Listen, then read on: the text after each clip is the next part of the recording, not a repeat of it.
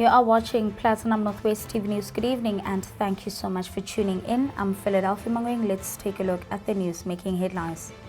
First up, Rustenburg police request assistance in search of a missing 22-year-old man, and the Northwest Department of Health announces the upcoming mass burial of unknown and unclaimed bodies.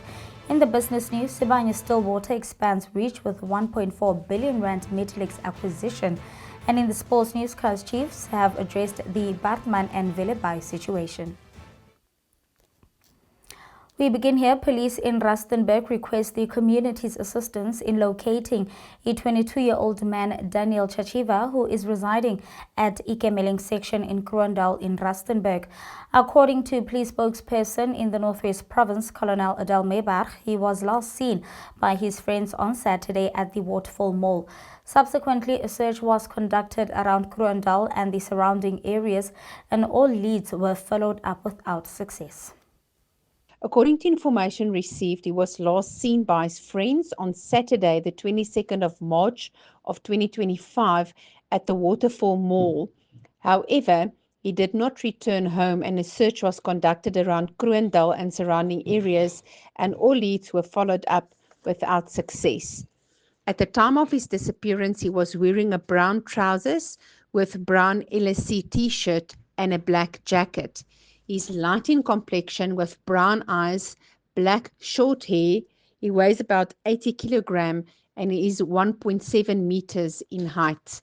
Anyone who may have information regarding his whereabouts can contact the investigating officer, who is Sergeant Amukilani Mashembai, on cell phone number 082 772 9226. I repeat, 082 772 9226.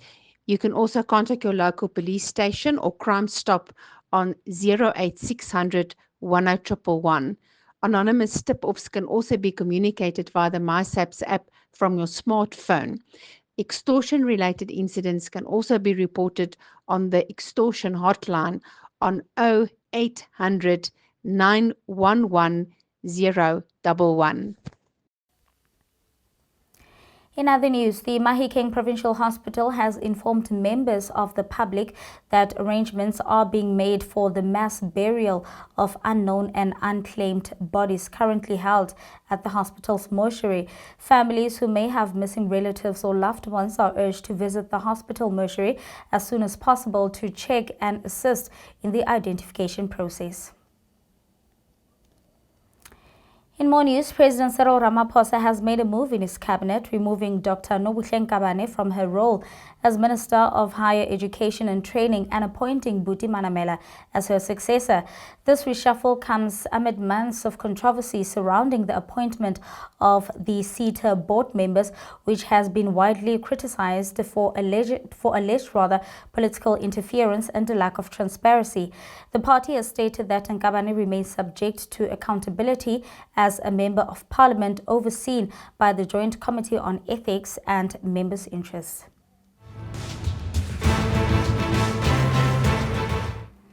Moving on to international news now, at least 27 people were killed after a Bangladesh Air Force training jet crashed into a college and school campus in Dhaka.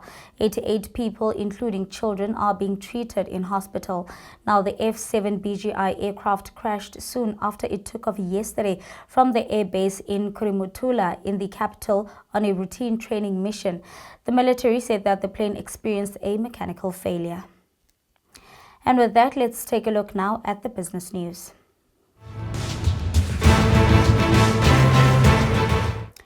In the business news, Sibanye-Stillwater has made a strategic move by acquiring Metallix Refinery, a US-based precious metals recycler, for an impressive $82 million, just above 1.4 billion rand. The acquisition is poised to not only strengthen Sibanye-Stillwater's foothold in the precious metal recycling market, but to also drive an additional revenue with approximately 4 billion rand, bolstering its financial performance as it navigates the complexities of the current market.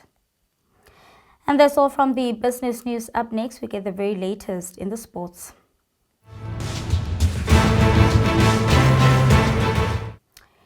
In soccer news, Kaizer Chiefs marketing director and board member Jessica Motaung has affirmed that they will adhere to the appropriate legal procedures regarding the Premier Soccer League's dispute resolution chamber case, which is involving Cape Town Spurs player Asanele Velebayi as well as Baartman. Now, the statement follows reports that Cape Town Spurs has filed a dispute concerning the transfer of Velebayi as well as Baartman, who signed with Kaizer Chiefs as free agents, a move that Spurs is contesting. Moreover, there are injuries regarding Liam Byrne, a left back with Amazulu, who has been asked to return to his club. Now, Motaung indicated that further announcements will be made when there's appropriate information. Here's more. I think what's important is that we are in the business of doing things in a way that's not going to interfere with other clubs.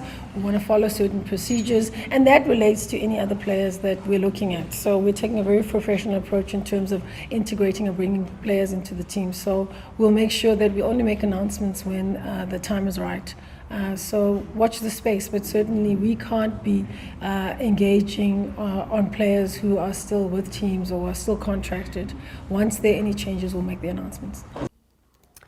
And moving on to rugby news now, Minister of Sports, Arts and Culture, Gayton McKenzie, has extended his congratulations to the Junior Springboks following their historic victory at the World Rugby Under-20 Championship in Italy.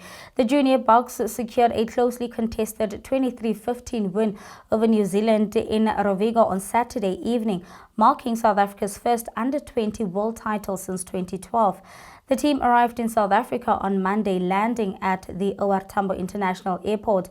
Players will return to their respective provincial unions, bringing with them not only gold medals, but also the pride and inspiration of their nation. And that's where we're going to have to wrap it up for tonight. Thank you so much for watching. I'll be back again tomorrow evening. Till then, good night and take care.